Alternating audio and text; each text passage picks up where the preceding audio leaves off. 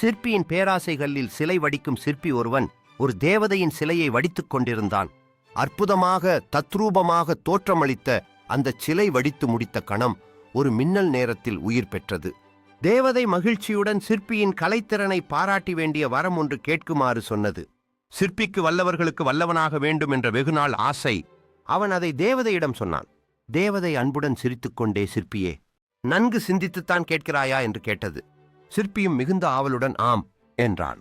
தேவதை, சரி, அடுத்த 2 நாட்களுக்கு நீ யாரை அல்லது எதை வல்லவன் என்று நினைக்கிறாயோ அதுவாகவே மாறிவிடுவாய் என்று வரம் அளித்துவிட்டு அதே மின்னல் வேகத்தில் மறுபடியும் சிலை வடிவிற்கு போய்விட்டது.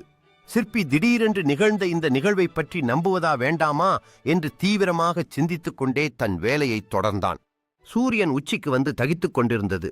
சிலை வடிக்கும் கருங்கற்பாறை கொதித்தது. கல்லை கொத்தும் ஒளி கொதித்தது.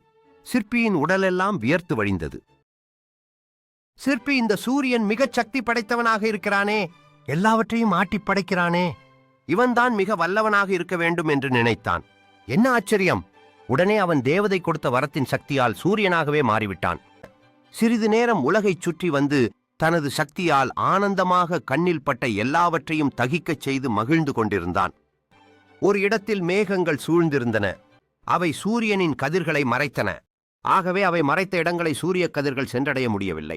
சூரியனாக இருந்த சிற்பி தன் மிக உக்கிரமான கதிர்களை அந்த மேகங்கள் மேல் செலுத்தி பார்த்தான். அந்த கருமேக கூட்டங்கள் அசைவதாக இல்லை. சிறிது நேரம் மகிழ்ச்சியாக சூரிய கதிர்களை மறைத்துக் கொண்டு ஆனந்தப்பட்டுக் கொண்டிருந்தான். என்ன, இந்த மேக கூட்டங்கள் சூரியனின் சக்திமிக்க கதிர்களையே மறைக்கும் வல்லமை படைத்தவையாக இருக்கின்றனவே என்று நினைத்தவுடன் அவன் அந்த கருமேகங்களாக மாறிவிட்டான்.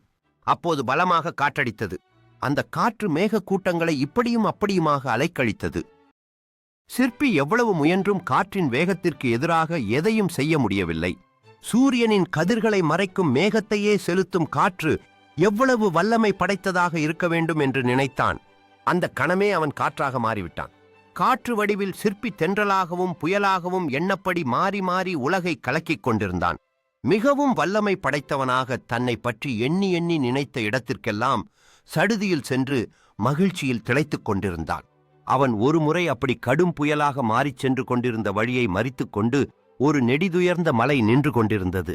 அட, எவ்வளவோ உக்கிரமாக முட்டி மோதி பார்த்தும் கடும் புயலாய் வடிவெடுத்திருந்த சிற்பியால் அந்த மலையை கடந்து செல்ல முடியவில்லை. இந்த மலைக்கு கடும் புயலையும் மிஞ்சும் சக்தி இருப்பது முன்னமேயே நமக்கு தெரியாமல் போய்விட்டதே என்று நினைத்த மாத்திரம் அவன் ஒரு மலையாக மாறிவிட்டான். அப்போது மற்றொரு சிற்பி அந்த மலை மேல் மெதுவாக ஏறி வந்தான். அவன் ஒரு இடத்தில் உள்ள மலையின் பாறைகளை தேர்ந்தெடுத்து தன் உளியையும் சுத்தியலையும் கொண்டு பாறையை பிளந்து சிலை வடிக்க ஆரம்பித்தான். மலை வடிவில் இருந்த சிற்பி சக்தி வாய்ந்த மலையின் பாறைகளையே பிளக்கும் சிற்பிதான் மலையை விட வல்லவன் என்று நினைத்தான். தேவதையின் வரம் பாக்கியிருக்கிறதே. அதனால் அப்படி நினைத்த மாத்திரத்தில் பழையபடி அவன் தன் சுய உருவை அடைந்து விட்டான். சுய உருவிற்கே திடீரென்று திரும்பிவிட்ட அவனுக்கு இப்போது மூளைக்குள் ஏதோ பொறி தட்டியது போல் இருந்தது. நிதானமாக அமர்ந்து தன் அனுபவங்களை நினைத்து பார்த்தான். ஒவ்வொருவருக்கும் ஒரு தனித்துவமும் அதை சார்ந்து வல்லமைகளும் இருப்பதை அறிந்து கொண்டான். அனைவருக்கும் வல்லவனாக விளங்க வேண்டும் என்ற நினைப்பை கைவிட்டான். தன் வல்லமைகளை முடிந்தவரை பெருக்கிக் கொண்டு அவற்றின் மூலம் உலகிற்கு உப்பாக விளங்குவதே சிறந்தது என்று நினைக்க ஆரம்பித்தான். இது மாதிரி கதைகள் பிடிச்சிருந்தா தேவதை அவன் முன் திரும்பவும் தோன்றி அவனுக்கு நிறைய பரிசுகளை மிக மகிழ்ச்சியுடன் வழங்கியது. கொஞ்சம் லைக் பண்ணுங்க, கொஞ்சம் சப்ஸ்கிரைபும் பண்ணிடுங்க.